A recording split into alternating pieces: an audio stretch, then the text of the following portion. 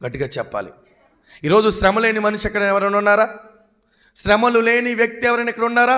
ఉంటే చెప్పండి, ఒక 500 రూపాయలు గిఫ్ట్ ఇస్తాను. దేవునికి స్తోత్రం. హల్లెలూయా. ఉన్నారండి ఎవరైనా?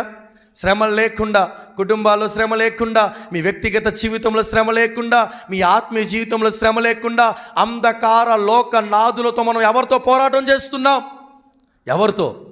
ఈ లోకంలో ఉన్న అంధకార లోక నాదులతో పోరాటం చేస్తున్నాం మనం. దేవునికి స్తోత్రం. మనం సామాన్యమైన వారము కాదండి. మనం ఎవరితో పోరాటం చేస్తున్నామంటే అంధకార శక్తులతో పోరాటం చేస్తున్నాం. దేవునికి స్తోత్రం. అందుకే దేవుడు అంటాడు, నాలో మీకు సమాధానం రావాలంటే లోకంలో మీకు ఏం కలుగుతుందంట? దేవునికి స్తోత్రం. హల్లెలూయా. ఎలా శ్రమ కలుగుతుంది? అయిన వారు వదిలేస్తారు, కన్నబిడ్డలు వెలివేస్తారు. దేవునికి స్తోత్రం. కట్టుకున్న భర్తే వద్దంటాడు. దేవునికి స్తోత్రం. ఆత్మీయులే ఏం